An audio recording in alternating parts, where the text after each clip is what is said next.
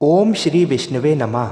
जय श्री राधे कृष्ण मित्रों, आज के इस वीडियो में हम आपको कार्तिक मास महात्म्य के 25वें अध्याय की कथा को सुनाएंगे। तो बहुत ध्यान से इस कथा को सुनिएगा। धर्मदत्त जी कलहा से कहते हैं, तीर्थ में दान और व्रत आदि सत्कर्म करने से मनुष्य के पाप नष्ट हो जाते हैं, परंतु तू तो प्रेत के शरीर में है, अतः उन कर्मों को करने की अधिकारिणी नहीं है। इसलिए मैंने जन्म से लेकर अब तक जो भी कार्तिक का व्रत किया है, उस पुण्य का आधा भाग मैं तुझे देता हूँ, तू उसी से सद्गति को प्राप्त हो जा। इस प्रकार कहकर धर्मदत्त ने 12 अक्षर मंत्र का श्रवण कराते हुए तुलसी मिश्रित जल से जैसे ही उसका अभिषेक किया, वैसे ही वह प्रेत योनि से मुक्त हो प्रज्वलित अग्नि शिखा के समान तेजस्विनी एवं दिव्य रूप धारिणी देवी हो गई और सौंदर्य में लक्ष्मी जी की समानता करने लगी। तदंतर उसने भूमि पर दंड की भांति गिरकर ब्राह्मण देवता को प्रणाम किया और हर्षित होकर गदगद वाणी में कहा, हे ब्राह्मण, आपके प्रसाद से आज मैं इस नरक से छुटकारा पा गई। मैं तो पाप के समुद्र में डूब रही थी और आप मेरे लिए नौका के समान हो गए। वह इस प्रकार ब्राह्मण से कह रही थी कि आकाश से एक दिव्य विमान उतरता दिखाई दिया। वह अत्यंत प्रकाशमान एवं विष्णु रूपधारी पार्षदों से युक्त था। विमान के द्वार पर खड़े हुए पुण्यशील और सुशील ने उस देवी को उठाकर श्रेष्ठ विमान पर चढ़ा लिया।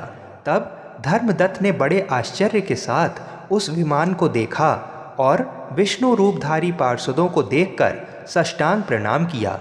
पुण्यशील और सुशील ने प्रणाम करने वाले ब्राह्मण को उठाया और उसकी सराहना करते हुए कहा, हे द्विज श्रेष्ठ, तुम्हें साधुवाद है, क्योंकि तुम सदैव भगवान विष्णु के भजन में तत्पर रहते हो, दीनों पर दया करते हो, सर्वज्ञ हो तथा भगवान विष्णु के व्रत का पालन करते हो।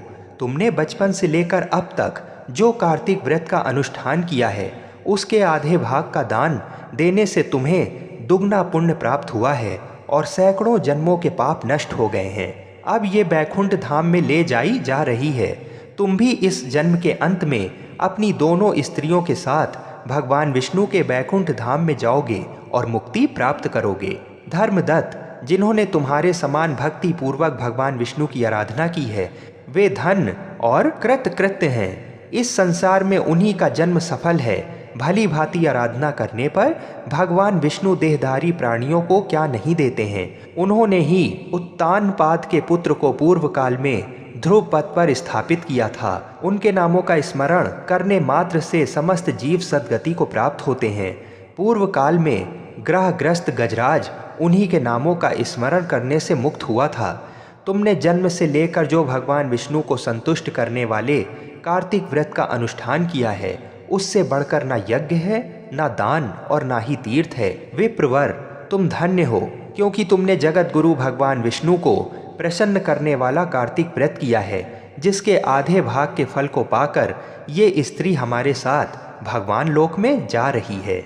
तो आज का अध्याय यहीं पर समाप्त हुआ। आगे की कथा को जानने के लिए हमारे चैनल को अवश्य सब्सक्राइब करें। ओम नमो भगवते वासुदेवाय। जय श्री राधे कृष्ण।